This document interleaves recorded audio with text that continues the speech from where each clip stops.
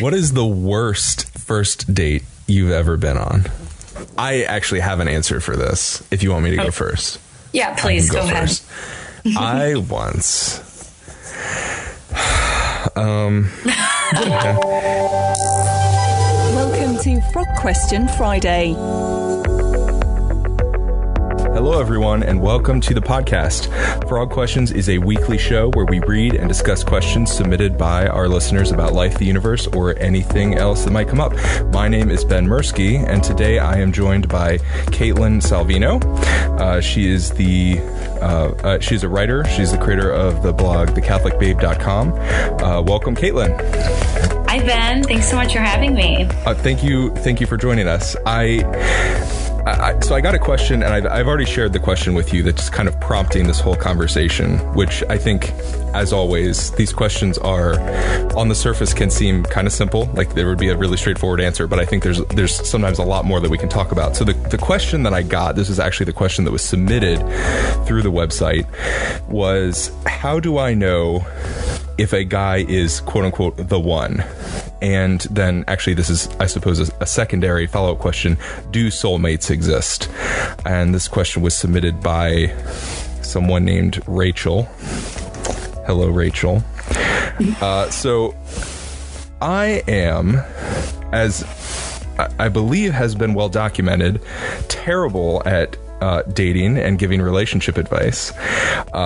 Whereas, on the other hand, Caitlin has a blog where she actually gives, from what I've read, very good advice. Oh, I will be honest and say I have read probably two full posts that you've made. Okay. I thought they were very good. Caitlin has she has a great talent for combining good life advice with humor that is also faith-based, as in the name, The Catholic Babe. It's all kind of centered on the fact that you are Catholic, but you're also living in the world, which I think is really cool. It's a really cool idea for a blog, and also why I decided to reach out to you for this episode. And besides that, it also seems like I tend to be, as my students are well aware, more of a hermit. I dislike other people. I don't like talking to people. And as my wife can attest, I'm terrible at flirting. I'm terrible at dating. I just give just really, really terrifically awful advice. And so hopefully, between you and I, we can have, maybe you can help me out giving this advice to Rachel, who is also a female, which is something that I don't necessarily know a ton about. So Caitlin, is there anything we should know about you? Do you want to quickly introduce yourself? Maybe Sure. Introduce your blog or anything you want to say about yourself? Anything we should know about you before we dive into the question? Yeah, totally. So I'm in my 20s. I'm 23. I'm currently living in the city of Chicago. So with living in the city and being a young single girl, a lot of dating experiences and instances where I find myself either repeating things or trying to just figure out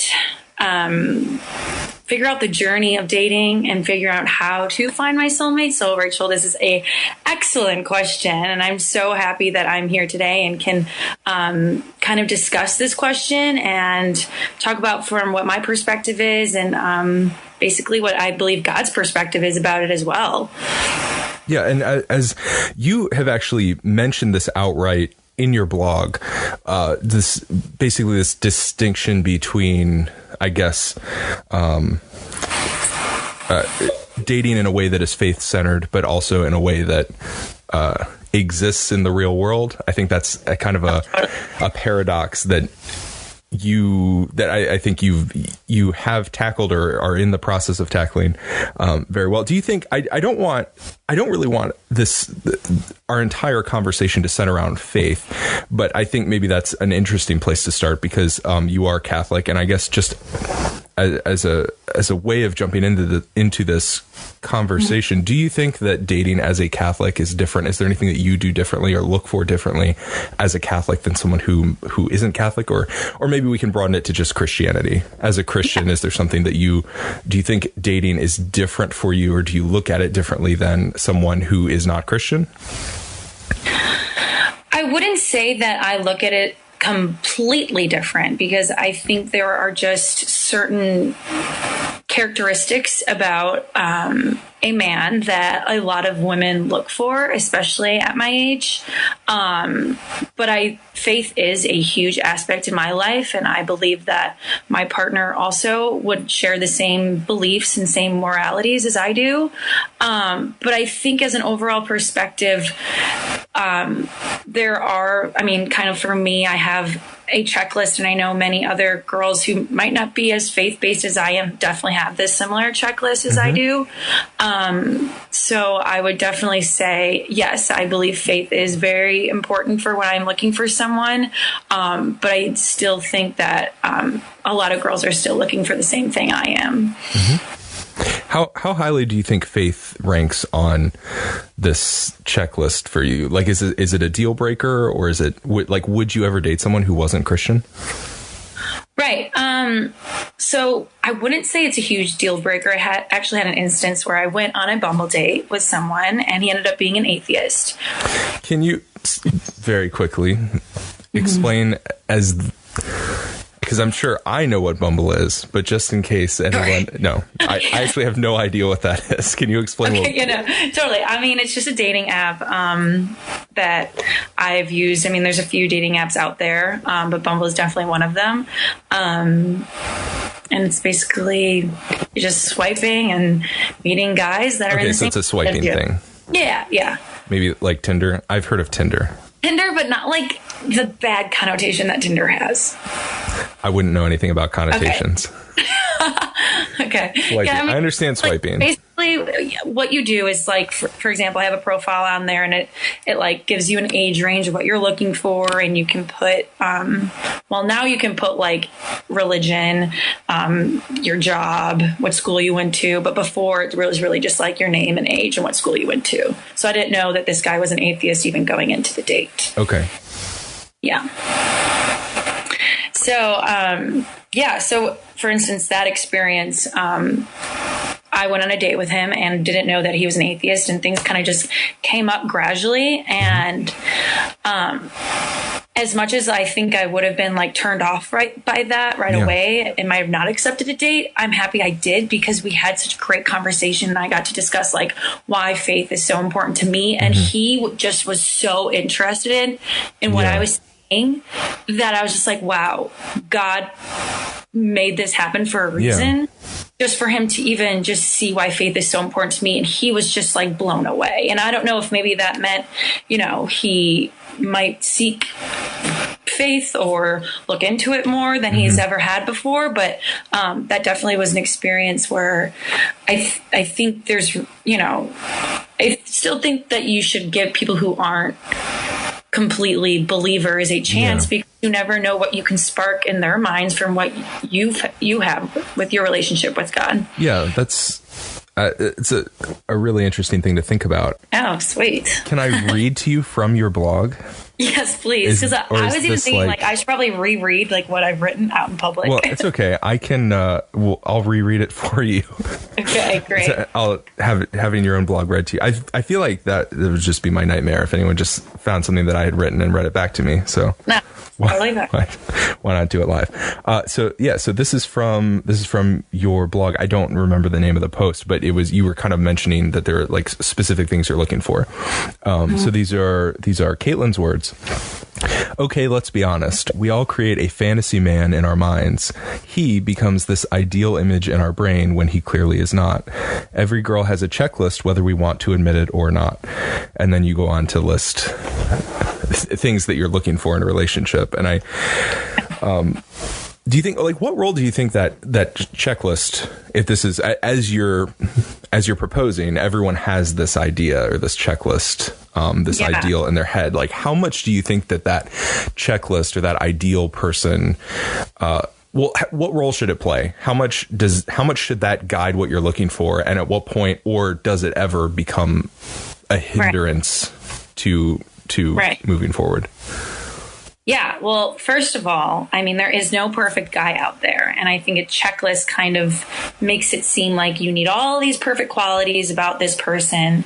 And that's kind of what that post was about. It was that, yes, I have this checklist in my mind. And when I was dating this one guy, I kind of made it a fantasy almost that he met everything in my checklist, even though he didn't. Like, he was Catholic and came from a good family and was close to his mom and yada yada. But then there are little things like not respecting, say, the bartender or the waitress that we were at a restaurant. Sure. And I think sometimes things on your checklist can make you a little blindsided, like, oh, but he's Catholic, like whatever. Yeah.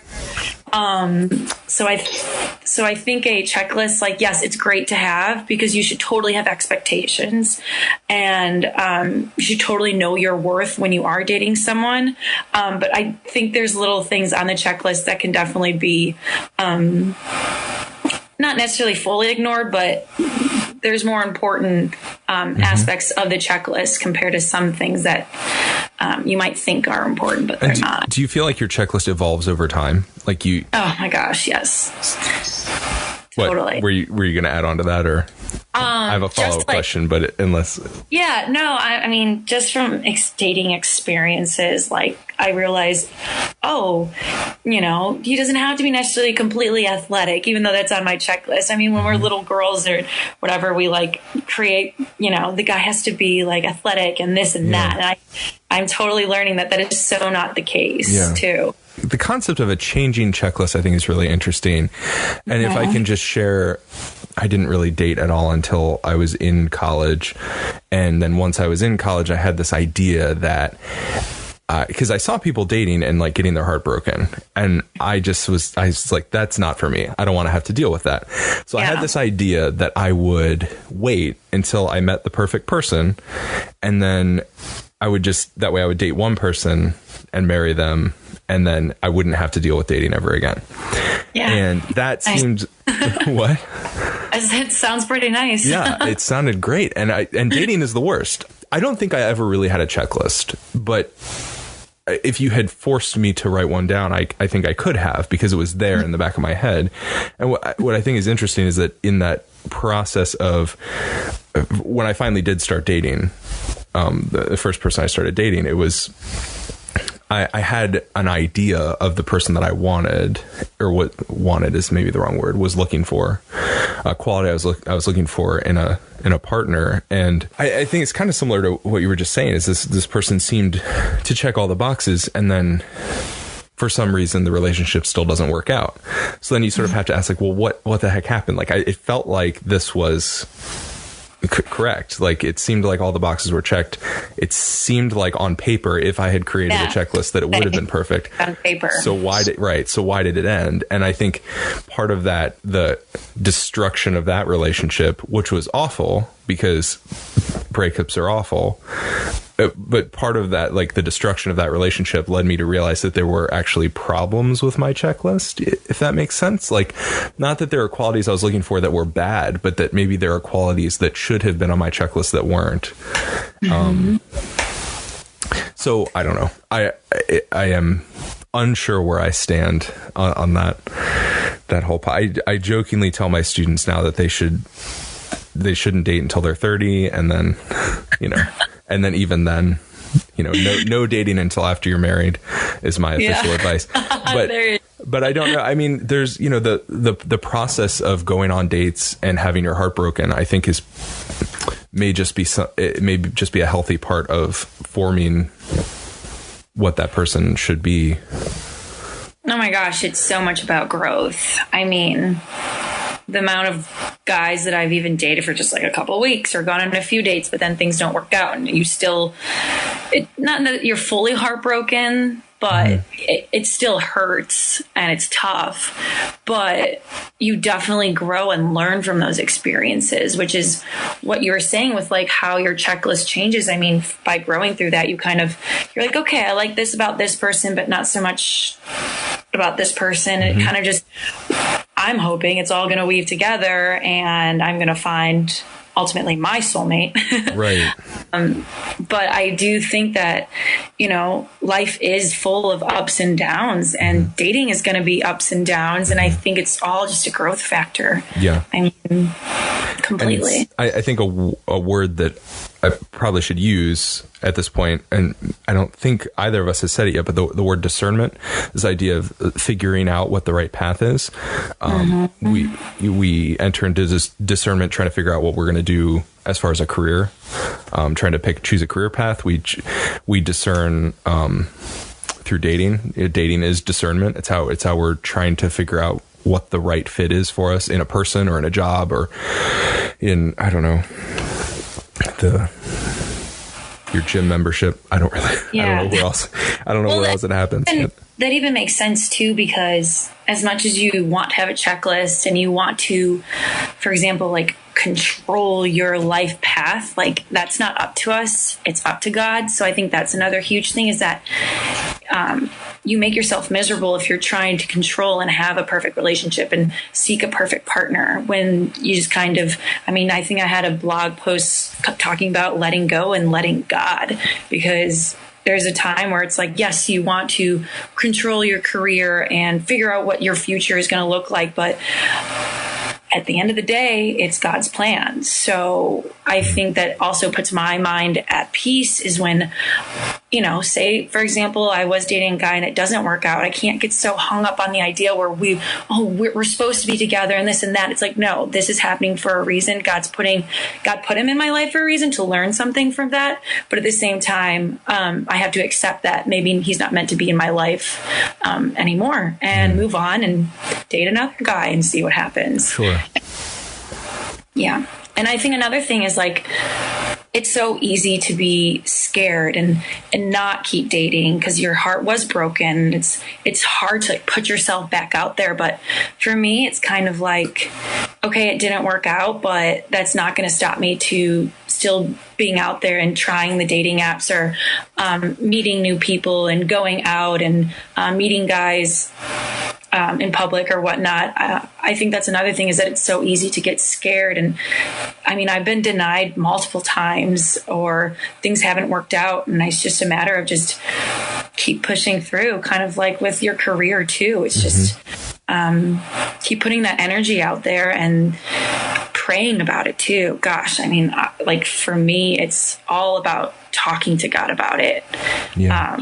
When another thing too is back to kind of the question about how do I know if he's the one, or how do I know if there's soulmates out there, or am I ever going to find my soulmate? I think one thing for me is that I pray about my future husband. I don't know who he is. I don't know when I'm going to meet him. But I talk to God about him, and I pray to God that, lead me to the right path so that I can find this man and find a healthy relationship with him. But that's another thing too, is you can get so caught up with things not working out or feeling alone or whatnot. But when you start to pray to God, and when I start to pray to God about my future husband and praying for him, I'm like, I don't know what he's doing right now, but I'm hoping he is having a great day. Or that's really interesting. Because he does exist. Yeah. Although you may not know you just don't know his name yet. Yeah. But we're still capable of praying for people, even if we don't know. We may not know what their names are. Yeah, absolutely. It's an interesting approach. Yeah, and I think I firmly believe that there is a soulmate out there for me. So that's why I pray for my soulmate. Yeah, I guess so. You just used the word soulmate, which is our buzzword for the episode. So I guess I had some other questions for you, but maybe we should circle back to those. Because we're talking about soulmates. So, and this question, part of this question was, it's a two-part question, right? So how do I know if a guy is the one? That's a question about discernment. And then this phrase, in quotes, the one, implies what I'm assuming is Rachel's pseudo definition for soulmate. And then you just used the word soulmate. You said you believe that there is a soulmate for you. Yes? Did you say that, or am I putting that in your mouth? Yeah, I do. Okay. Yeah. So let's start there. How do you, Caitlin, define the word soulmate? What does that mean when you use the word soulmate? What does it mean? So when I think of finding my soulmate, I think of finding someone who makes me feel like the best version of myself, or makes me strive to be the best version of myself. Someone who knows you inside and out and accepts you and loves you for you. And just someone that you can grow with, someone who's not going to ever bring you down, or ever stop you from achieving your goals, or or someone that just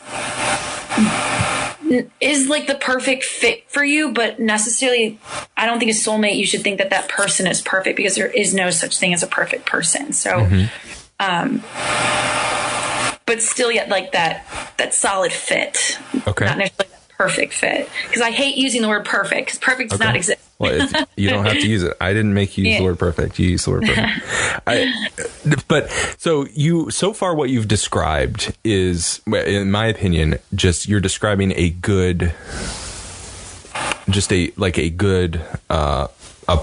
partner, a good husband. The word soulmate, I think, can sometimes, the connotations can be a little bit fluid, but so let me just ask you a couple more clarifying questions. Like, do you believe that the soulmate that we're talking about, does that imply that there's one person out there, and this is a matter of finding this one person, or are there many people who could be your soulmate, and it's just a matter of like which one you run into first? So, okay, it's tough. It is tough. That's why. Yeah. That's why I'm putting it on you. I don't want to have to answer this question. I think yes, there are multiple people that could be my soulmates. Okay. But I believe timing is everything. I believe that I'm not going to necessarily find my soulmate until, for me, I just know that, when my faith is strong, when I fully love myself, I'm not going to be able to find someone who can love me until I fully love myself and just love and just have like a strong relationship with God as well. So as much as I don't think there's necessarily the one person that I'm bound to run into, but I think it's all about meeting that person at the right time, is like when they're finally, have found their self and love their self and are good, solid with their faith, I think. And I'm also at that point, and we somehow cross paths, and I think that's when it's meant to happen. So, okay. But we're talking about there's one individual out there who is really sort of a question of, and I don't think this question needs to be limited to romantic relationships. I think we could talk about a lot of things this way. I think kind of the overarching theme here is destiny. We're talking about, are we talking about, that destiny is leading you to this one specific person, or is it more a matter of like, say your checklist, maybe there's 10 people in the world who are a perfect fit to that checklist, and depending on timing, the person who you run into at the right place at the right time, who happens to be one of those 10, becomes your soulmate, but it could have been somebody else and just wasn't.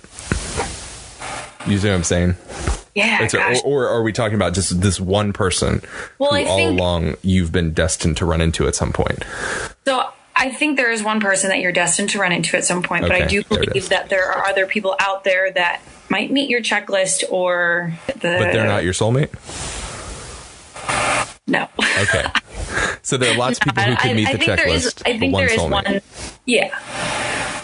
It's interesting because I think that it's a really important, I think, theological question, because we're kind of, if you start talking about destiny, like there's this one, whether you're talking about like a job or a person who you are destined to run into at some point, it kind of calls into question like free will, right? Like if this is my destiny, do I actually have a choice?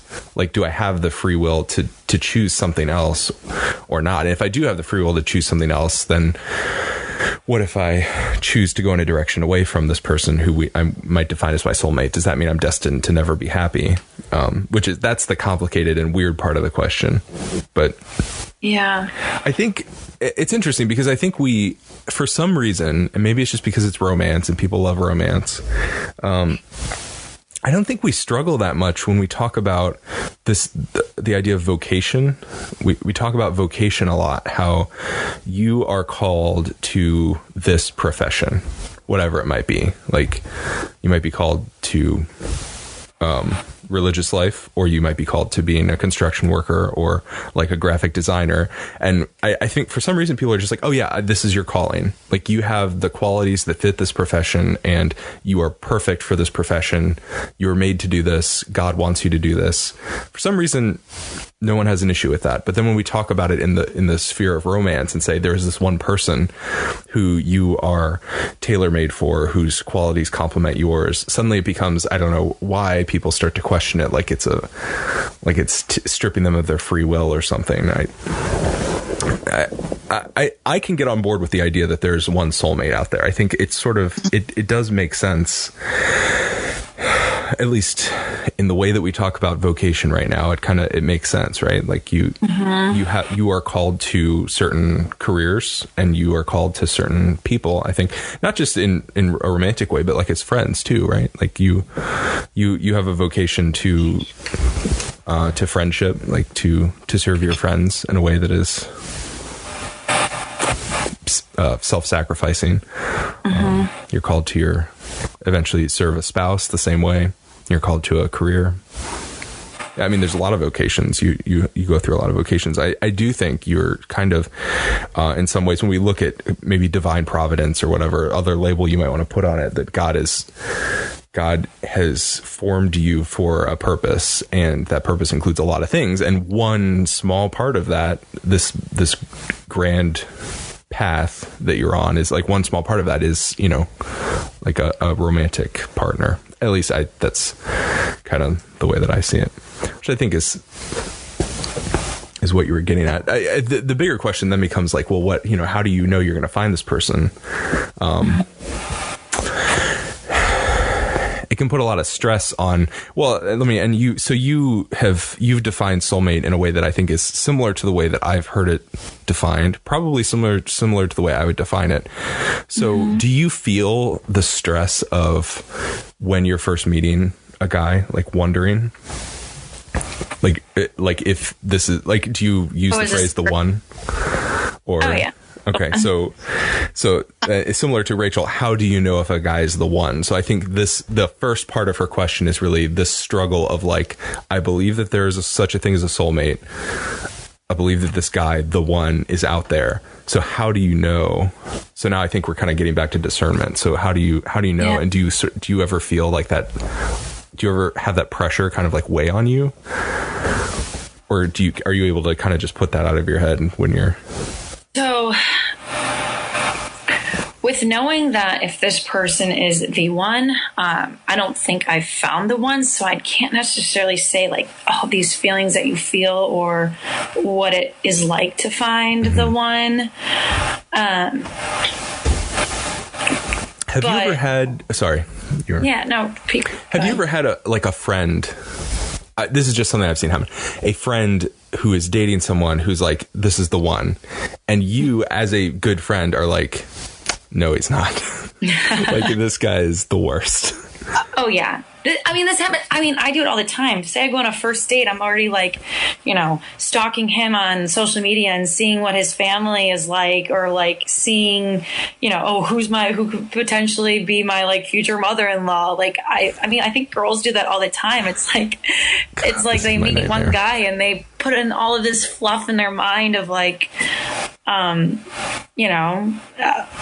imagining themselves like dating them, imagining them posting pictures with him on social media or whatnot. Like I that's something I always do. It's like, first of all, I won't go on a first date with a guy unless I see potential that, I see some things that I would want to see in my future husband. And right there, I'm thinking about my future husband. So clearly I'm like, oh, maybe he's the one that, but no, I have friends that, have dated guys for a long time and they're like, he's the one. And so you see this happen. your friends are making bad choices. Right. Is that a fair thing to say? I have too. I mean, I've dated guys for way too long than I should have. Yeah. It's just, I guess it's a tricky question then, because if you can't trust your own judgment, then where does that leave us? Right. Yeah. That's tough. That's where it comes to prayer. And I think a lot of scripture that talks about what you should look for in another person too. Because that goes back to like control. Like we as human beings cannot control our own lives. We can to a certain extent, but I think if you put too much control on it, it makes you go crazy. Yeah. And that's kind of when, like I said before, it's kind of just letting go and letting the process happen for itself, but still following your morals and following your beliefs and talking to God about it too. Yeah, it's an interesting kind of it's almost paradoxical, because you are putting, I love the way that you're putting this, because I think it's a really beautiful approach to the idea of discernment and vocation and dating and all of this. The idea of just saying, like, it's in a very real way, a lot of this is out of my hands. Like, you have to turn to God, you have to turn to prayer, but I'm gonna say something that I think is true, and we'll see if you agree with me. I would say it is also probably inappropriate to take the approach of, like, God is going to bring me my soulmate. I'm going to pray and never leave the house. And one day my soulmate is God's going to have my soulmate, like, come to my door. Right. Do you agree with that? No, I completely disagree. Oh, you disagree? I think that, no, I kind of like with a job. It's like, okay, well, continue. I phrased that the wrong way, but what was you're saying I guess the question is, how much action do you need to put in on your own? Are you saying, is there any action required of you? Yes. Or that's more action than you can never, think of. Gosh, I mean, it's life. You can't just sit back on a couch and do nothing about life. Like, you have to go out and take on the world. It's the same thing with dating. You have to go on and take on the dating world. And if we didn't take on life, we wouldn't grow and become these humans that we are today, or, Right. And this is where I think it's really important that you're here, because I love theology. I've studied theology a lot, and I teach theology. And I'm terrible at dating. And this is where, I can wrap my head around the idea of turning to prayer. I love arguing about things like soulmates and vocation and destiny. Like, those are interesting topics to me. But then when you cross this line, which is a scary line to cross, where it's like, okay, I'm trusting God to lead me in the right direction, but God also wants me to act. Like, I need to act, which means I need to go out into the world and actually live in the world and meet people. Like, I need to put myself out there and meet new people, right? Like, that's what you're saying. And it's at this point where it's just, I mean, I didn't even know what Bumble was. I'm assuming that that's a normal thing that I should know. Well, not anymore. But this is where I think, I think it's important that you're here, because in addition to this, having a faith-based approach, which is great, we also need to have, like, a real world approach. Like, we live in the real world, and we need to act and meet people and date in the real world. And this is where I think it's also helpful to have just, like, practical approaches to dating, which is kind of that's where my next question was going to go is, let's just talk about, when I was single, I hated the idea of any kind of digital media being involved in dating, online dating, or anything like that. I swore I would never, ever use any sort of online dating or dating app or anything like that, which is ironic, because I did end up meeting my wife through the internet, which is sort of. That's another story we don't need to get into. But the point is, I was extremely opposed to it. You clearly are not, right? Because Bumble's a digital thing. What do you want to talk about? Just I guess online dating or digital dating or whatever phrase you would use to talk about this. Do you think there's any advantages or disadvantages to using digital media to meet someone? Totally both. Okay. This is where I don't know anything about this. And for somebody like Rachel, who's living in the real world, trying to meet people in the real world, can you offer some just like practical advice about meeting people? We can start with digital media, but then just meeting people in general, or just let's start with digital media. You said there are both advantages and disadvantages. Do you want to talk about what some of those are? Both advantages or disadvantages? Yeah. A disadvantage, I think, is that people think that there are endless options. That kind of like, instead of just sticking with one partner, they're kind of like, oh, but let me swipe some more. Like there might be better options out there, which I think can make it confusing.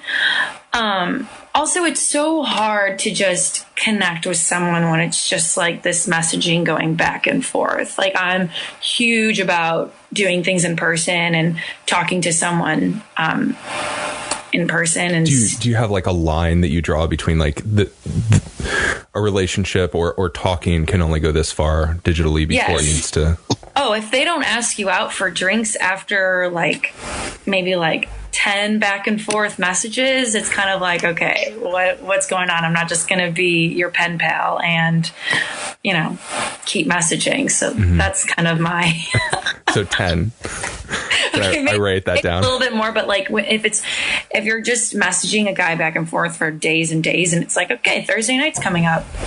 That's date night. Friday night's a date night. Saturday night, and nothing's happening. It's kind of like, okay, what's the point?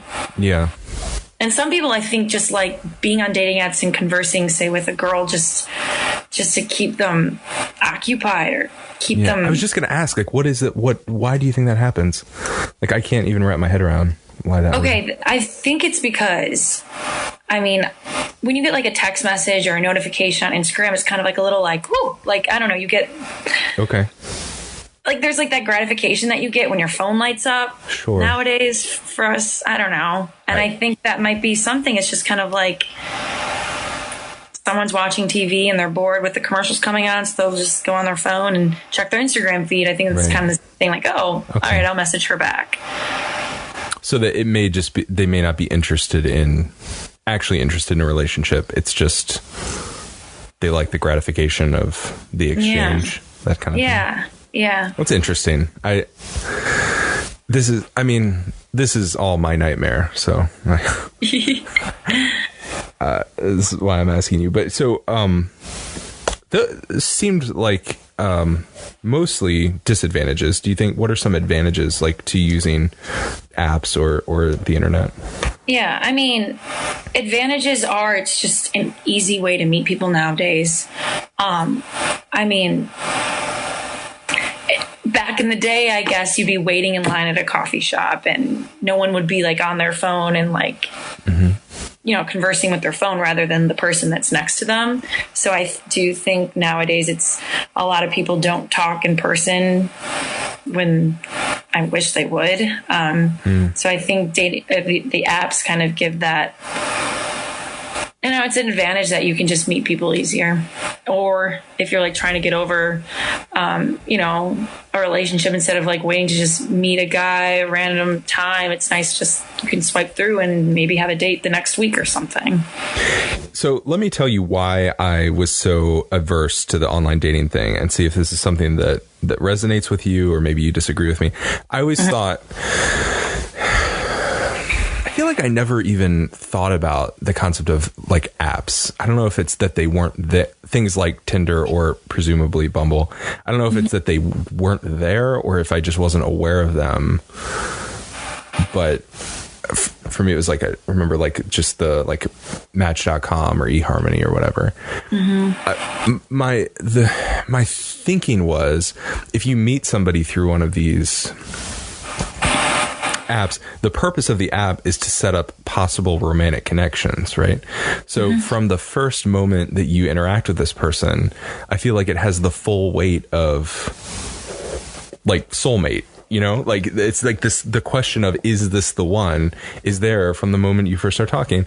And like you said, the good old days of bumping into somebody at the coffee shop. When you meet somebody in person, you're talking to them at the coffee shop, you don't necessarily have that, which is tricky because maybe you do. Like when you first meet them, you both don't know if you're both single or both looking for something. Or is it dating?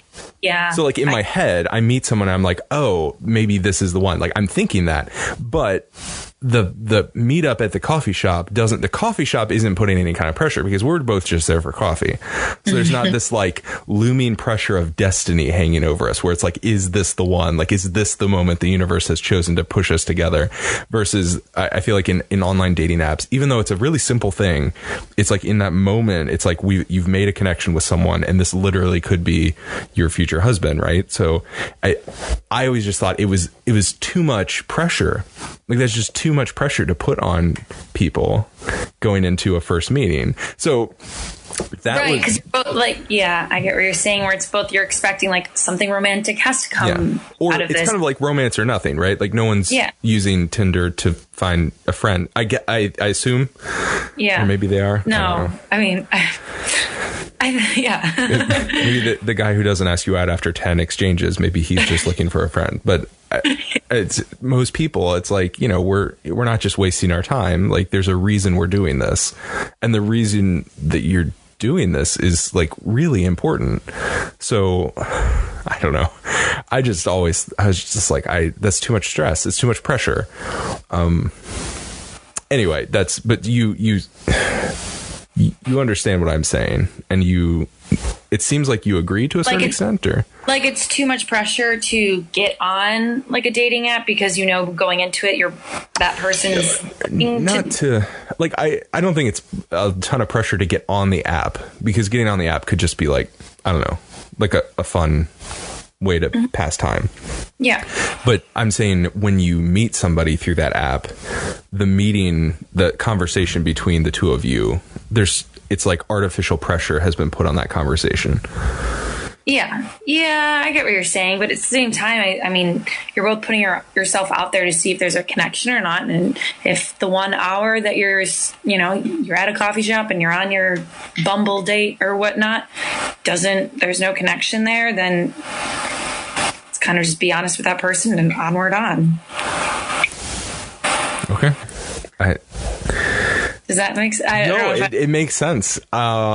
Yeah, no, I think you're just braver than I am. I think that's all it boils down to.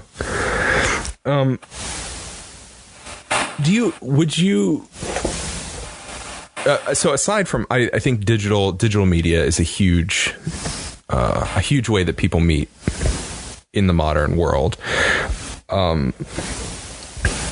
Have you ever done anything, or would you recommend doing something like a blind date or a, like, I don't know, this singles events where you're meeting in person? Have you ever tried anything like that?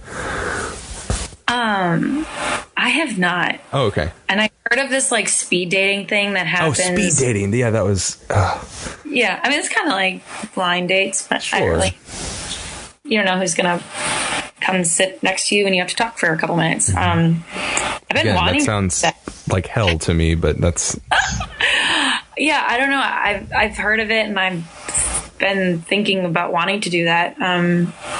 I don't think that's as big as, I don't know. Probably not.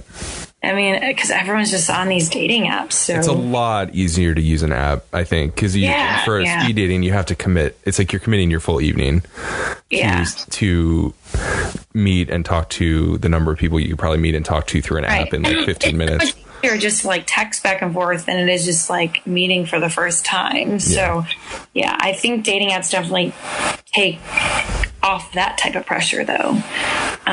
That's true. And it's not like speed dating. Speed dating would carry the same weight that I was talking about earlier. Like, we all know why we're here. So right. It's really maybe just, I actually wouldn't be surprised if events like that became less common over time, because it really is like you're putting in a lot of time and effort for something that really you can do through an app in like while you're watching TV. Right. So, and I think if it was a very popular thing, I'd be doing it. I mean, stuff I can blog about and more experiences that, you know. So continuing on this idea of discernment, and really what I think would be great is if we can get just, if there's any sort of just practical advice that you have for someone in the process of discernment. I'd love to hear your thoughts about some of this stuff. So the first question I have is, what, in your opinion, is the ideal first date? And this can be kind of a two-part question. It could be just personally, what's an ideal first date for you? But also just in a broader sense, what are the sorts of dates that you think are good first encounters with someone who you're going on a date with? And why? Yeah. I wouldn't say I have like an ultimate ideal date. But I think it also depends on what you both are interested in. I know I'm a very active person, so if it meant, you know, going to a park or a zoo or whatnot, I mean, that would be fine. I'm not very like picky, like, you know, this is the type of date I want. Or, I mean, for me, like my first dates, like dinner is fine, or just meeting for a drink or whatnot. I don't think it has to be, is there a reason? Big production. Yeah. Is there a reason you would say, like I've heard people say, you should just go out for a drink versus going out to dinner? Like, are there times that you would do one versus the other? Yeah, I usually You're laughing like you. No, I usually just stick to doing just a drink, because if it turns out terrible, you don't have to sit through a whole meal with this person that you just aren't connecting with. That's fair. A meal is a commitment. So would you say a meal is like that's like a second date material? You're laughing like you have a story. Do you have a story? No, I don't have a story. I just think it's funny. It's like, okay, like, yeah, you don't commit to like a full. Yeah, I mean, I'd say like drinks even for the first date, and then dinner the second date, and then onward from that, maybe that's when you do more of like a recreational thing, or then you'd spend more time. And I think it's important to do more than just the dinner or the drinks too, because you learn a lot about a person when you're in a public place too. Oh wait, hold on, explain that. I mean, like there were like layers to what you just said, and you just glossed over it. So you learn more about someone when you're in a public place. Well, I mean, dinner and drinks is still in public place, but I just mean like I'm like trying to figure out how to word this, but I think like still like when you're doing an activity, or like you still are gonna learn more about a person by actually doing something rather than just sitting there and talking too. Okay, that's interesting. I actually was going to ask you about that, like being active versus not being active. Like I've heard one of the most classic first date ideas is like going to the movies, and I've heard a lot of people say, like dating experts say, bad idea. Yeah, terrible. Like you just sit there and watch a movie. You need to do something where you're actually engaging with that person and seeing how they engage with others. Like I think a huge thing is, when you're at dinner and seeing how that other person treats the waiter, or holds the door open for you and is being respectful. That's interesting. So like having to move is it?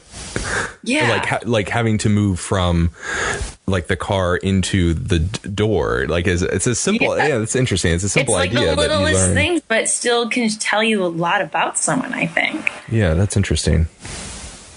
Yeah, that's really good advice that I had not thought about. Just the idea that just having to move around in the public sphere tells you a lot about a person. Or even when you're leaving and waiting for a taxi or an Uber, that they're waiting for you, making sure you get in the car or whatnot. Sure. I mean, I went on a date with a guy where he was literally like, "Oh, I live right over there. See ya." I'm like, okay, really? Like you're like, first of all, he pointed out his building to see if I'd like go back with him. And then second, didn't even wait for my Uber either. And I think that's kind of disrespectful too. Yeah. But hey, I learned from that. So yeah, you learned that. And I can tell other people, you know, maybe it's kind of a little red flag if they're, you know. That's interesting. So do you think there's a way to scaffold from first date into second, third, fourth dates? Like you recommend, so going out in public, you learn about someone by talking to them. You also learn about them by watching them interact with other people and with their environment. Mm-hmm. So, well, also another thing, like say, for example, you really like museums. And say you go on a date to a museum and that person's just complaining the whole time or whatever. You're like, okay, well, clearly that we don't have the same interests. So that's another way you can learn about someone too. Yeah.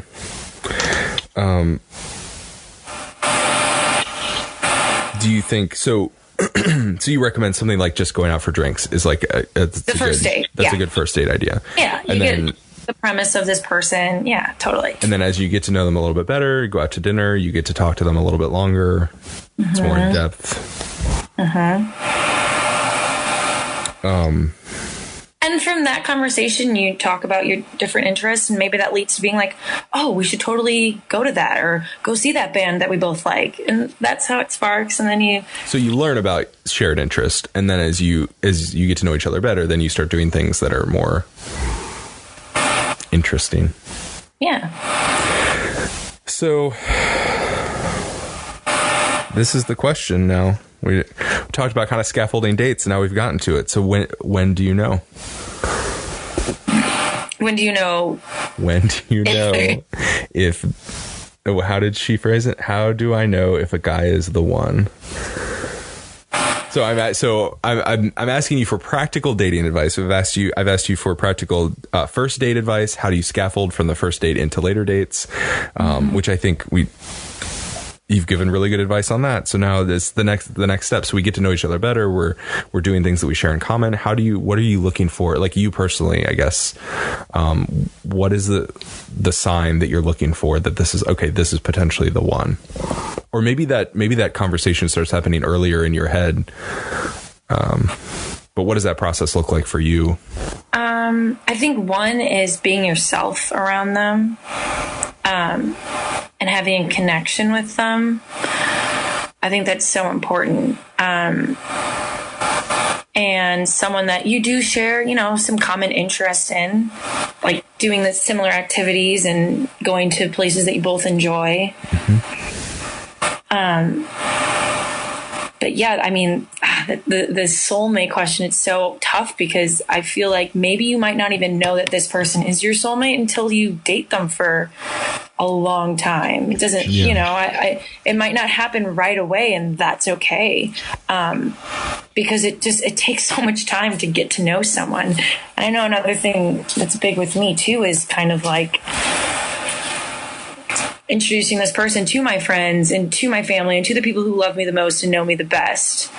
Also, I think like other... Because we talked about earlier how sometimes you can't trust yourself. Yeah. Oh my gosh. Like you have a friend who's dating somebody and they think he's the one, and then you say no. Like you're wrong. No. Yeah. Because the people who do know you the best, I think will have great judgment on this person too. That's a good point. So when coming back to, how do I know that this person is really the one for me? I think there's a lot that goes into it. It's not like you just know. But I think you also feel at peace with this person too. And I would assume, I haven't found my soulmate yet, but I assume you feel at peace with this. It's a hard question for you to answer, I guess. Yeah. I mean. You know what? So the only thing I would add onto this, and this is something that became important for me, I realized how important fights are in a relationship, where like they're going to happen eventually, not early on, because early on, everything seems great. But as you I guess as you start to be yourself, when you can start to be yourself around the person, and your personal flaws come to the surface and their personal flaws come to the surface, and then come into contact with each other. And sometimes it's maybe not even flaws. Sometimes it's just, the communication wasn't very clear or whatever it was. You start to have disagreements or you start to fight. really realized how important it is to, or at least for me, to try to find somebody who knew how to fight like correctly, how to like fight fair and respectfully. That was a really important thing, because I feel like at the end of the day, for me, there were probably lots of things that I maybe could have put on my checklist, but the most important thing was probably like, how do you resolve a disagreement? Like, are you able to be angry and disagree with me verbally, but also still be respectful and never, cross into using unkind words or, I think that's a really important thing. I also have this theory that like or I guess I still have this theory, like my wife and I have talked about this, just that like, if you're fighting correctly, like if you're having disagreements correctly, ideally or theoretically, you really should only have every fight one time, right? Because if it's something like, if I do something wrong, if I do something that upsets her, and we talk about it, and I'm able to acknowledge what I've done wrong, or she acknowledges what she's done wrong, and I resolve to change, then ideally this shouldn't happen again, right? So that's, I mean, that's very, very mature too. And I think that, there's a way to handle things maturely, and there's a way to handle it very immaturely. Sure. And I mean, just from like my experiences with exes or guys that I've dated, I think it also, if you are having a fight over and over again about the same topic, it can almost turn into like a toxic relationship, because if you keep forgiving this person, but then they go back and keep doing it, I think it's kind of clear that, no one's learning from these fights they're having. And then, fighting is not, fighting is healthy, but like you said, like when you have one argument and you kind of come to a conclusion with that, then why do you need to argue about it again? Right. Which, but at the same time, like no one's perfect. Like we all make mistakes, once or twice before we really can learn from them. I think it's a tricky thing, because it's like common knowledge. People will say like fighting is healthy. And if you're in a relationship and you never ever fight, there may potentially be something wrong with that relationship, right? Like if there's two people who have been together for a long time and they've never disagreed about anything, likely, like maybe they're the most perfect soulmates of all time, which is like, sure, maybe, but probably not. More likely, like somebody is conceding whenever there's a disagreement, they're just like, oh, you're right. Like I just, and then they're bottling up these negative feelings that are eventually, I mean, you can't do that forever. So, but I think there's this problem with the idea of saying like, well, fighting is healthy, because then it can go in the other direction too, where you're, like you said, you're having these same fights over and over. And it's just like, well, fighting is healthy. Fighting is healthy. And it's like, well, okay, fighting is healthy, but you're fighting about the exact same thing every single Friday night. So when is that going to end? Because it seems like never. And that's not good. Well, I think fighting is healthy because when it is healthy, I think it can be healthy when you learn about each other. Like, okay, you guys are fighting, and then you start learning that this person doesn't really like when you do this. And it's like, okay, maybe I should alter what I'm doing so that I'm not displeasing or disrespecting that person.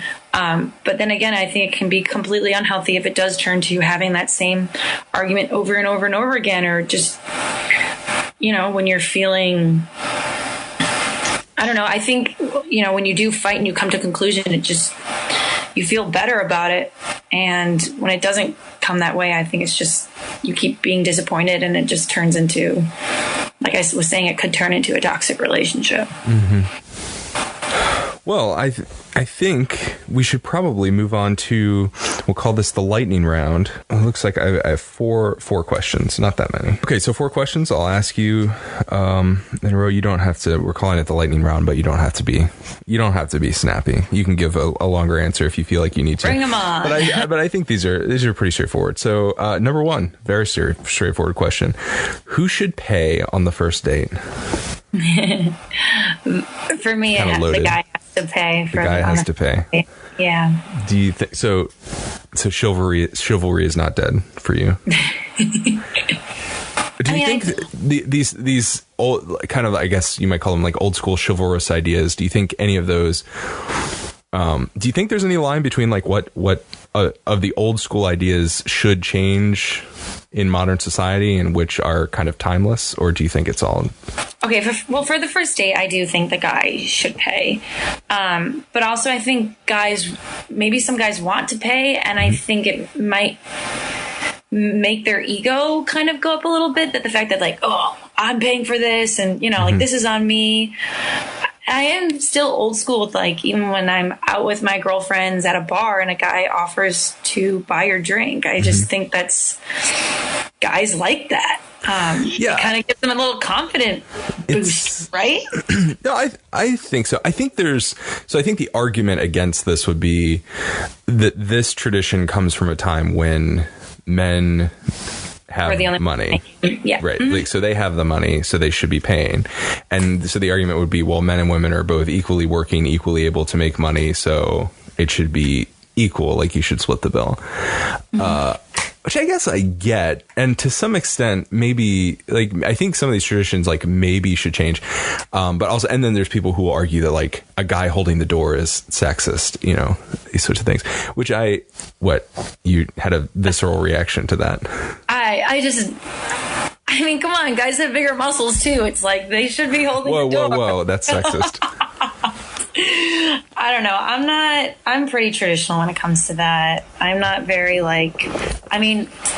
I am single and I'm living in an apartment, and I have a great job, and I make, maybe just amount as money as another guy who maybe is even older than me or whatnot. I completely believe in, having your own job and making your own money as a woman and being very independent. But I still believe in those old school traditions of holding the door and paying for that first date. The only thing I might argue is about who should pay on the first date is maybe because I have to disagree with you on something, because that's my job. I guess maybe I would argue that the person who should pay is the person who did the asking. Like, because, you know what I mean? Because like, if we're in college and we don't have any money, like maybe I'm the guy and I actually don't have any money right now. Like I just paid rent or whatever. And, so I don't have the money to be going out on a date, but then if a girl asks me, it's like, you don't say no. Right. But I also think that should go along with the ask, right? Like, can I take you out to dinner is like an implication of like, I'm my treat. Yeah. I feel like it would be weird if a girl said to me, can I take you out for dinner? And then once we're there, is like, so you're going to pay for this, right? It's like, what was that? So now, having said that, I do also think there's merit to the idea that like maybe the guy should be the one to make the first move, like to do the ask, like maybe should be put on the guy, or maybe that's sexist. I don't know. I don't really care. But the point is, I think if you're gonna come up with a rule, maybe the rule should be like, if you did the ask, if you're the one who said, let me take you out. Yeah, if you come up with the idea, totally. Yeah. And then I didn't even think like later on, like a few dates down the road, and you guys are doing something that's more than just 2 drinks and the cost becomes a little more pricey, then like I would for sure offer. Yeah. Or like if it was my idea, I'm like, hey, let's go to the Cubs game. Like obviously like that doesn't mean, yo dude, buy the Cubs tickets, I'll meet you there. Right. No, it's on me. It was my idea. Yeah. I'm inviting you. I'll pay for the tickets. Mm-hmm. Okay. Question number 2. My parents don't like the guy I'm dating. Help. Uh-oh. Your parents know best. Oh, yeah? Oh, yeah. I mean, I had a crazy experience in high school where I was dating some guy. Parents despise him. And it, caused so much stress and barriers within my relationship with my parents, especially my mom. But I have to say, at the end of the day, I mean, and now if I was in the moment, I would not be saying this, but looking back on it, I'm like, oh my gosh, my mom was so right. If I kept that going with this guy, geez, I don't even know where my life would be. I wouldn't be doing what I'm doing right now. And I love what I'm doing right now. I think, where I'm at with life and where I'm at with my faith and my relationship with my family, oh my gosh, so amazing. Yeah. So I would say trust your parents, and seek, I think, other outside perspectives too. Gosh, it's a tough one because it's like I was in those shoes in high school, and it's so hard to tell yourself that maybe this person isn't right for you, especially if it's, and even if it's both parents, it's not just one. I mean, your parents love you and know you the best, so they only want the best for you. So I think try to trust their judgment, as hard as it might be, and really, really, I think about this person and think if they're actually worth spending time with and worth the arguments that you're having maybe with your parents. I think that's something that you really need to reflect on. I think we already said earlier to trust the people who know you best, so friends and family, that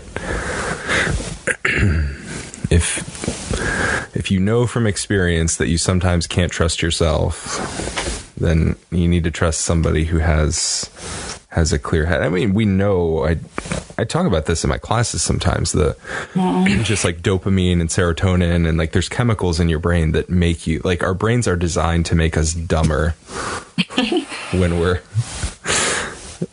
we like somebody, and it's not helpful. You become so blinded. Yeah, too. It's a jerk move by, I guess, biochemistry, but it is not helpful for making good decisions. And I don't know. Yeah, trust the people who know you the best. That was good advice. Okay, last question 4, and this one starts out. This question is for the Catholic babe. So clearly cutting me out entirely. No one wants to hear what I have to say about this. Okay, so this one is longer. There are 2 people that I am talking to right now, and I feel like I like both of them. Have you ever had a problem like that, and do you have any advice?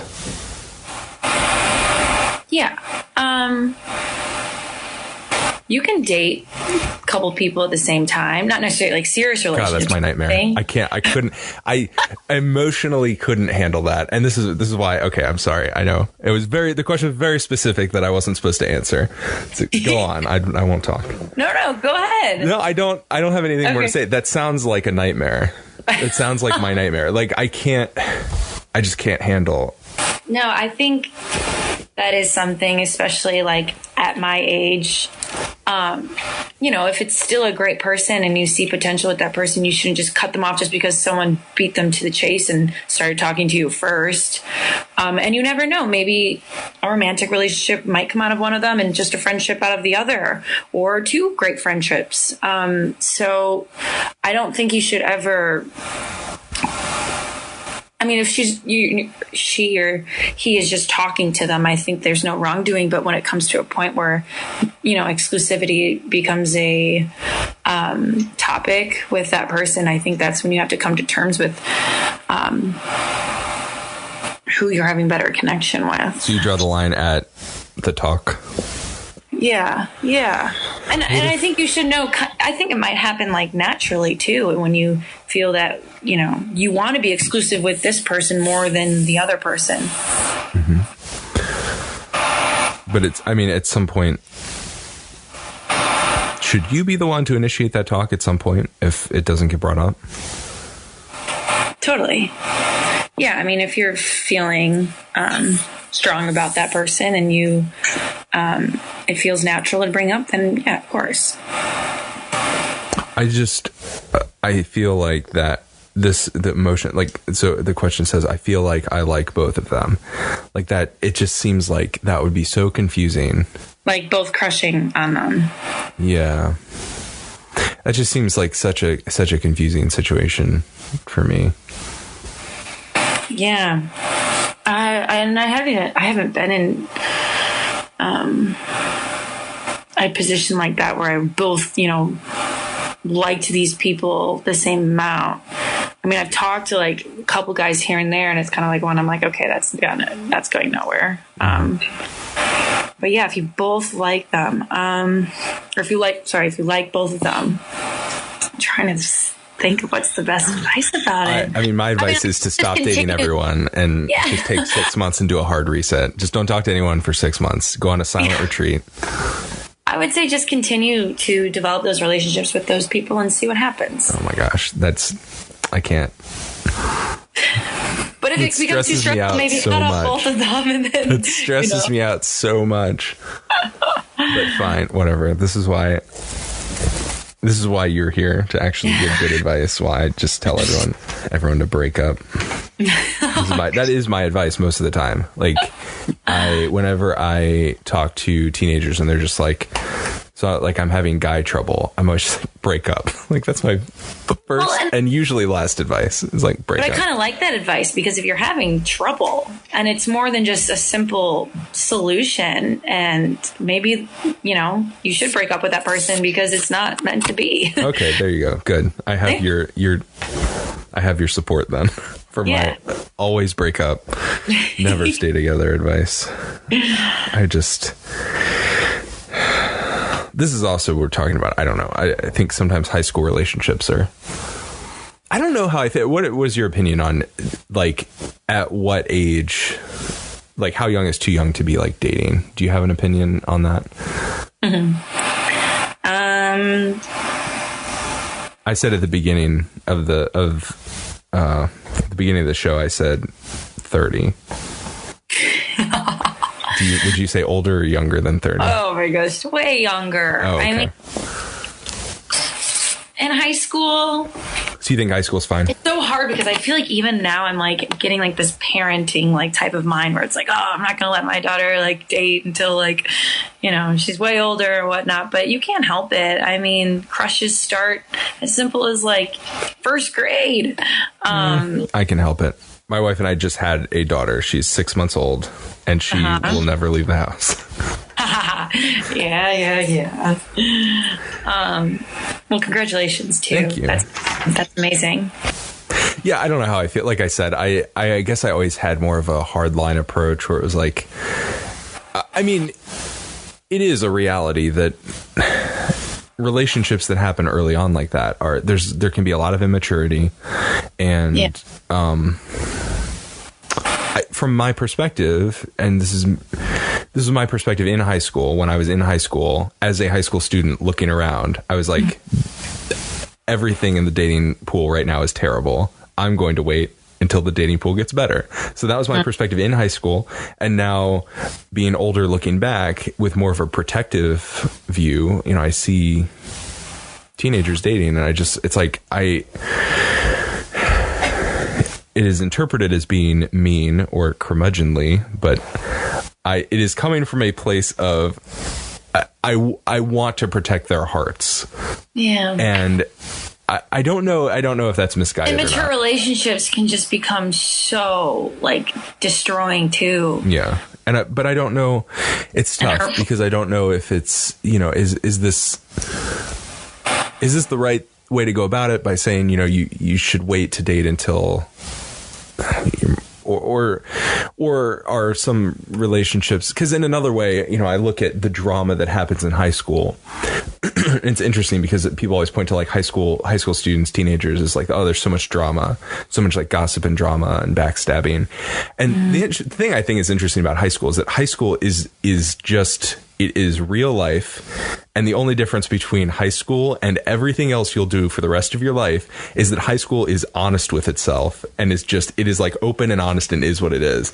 And the only thing that's different is that all the drama and all the gossip is still there as you get older. People just get better at like hiding it. Like, we get better at sneaking around. So it's not all like out in the open and loud. That's the only difference. And when my students complain about drama, it's just like, you know what? It's just preparing you for the future.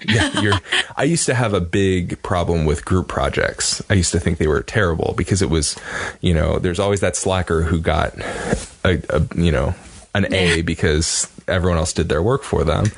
And I was always just like, you know what, if I ever become a teacher, I'm never going to assign group projects. And since then, I've kind of really had a change of heart where it's like, you know what, better to learn this lesson now than later, because life is a group project. And for the rest of your life, there will be people, you know, kind of riding on your achievements, which is not fair, but there are also ways to deal with it. And you learn those techniques, I think, in high school. Like, that's where you start learning.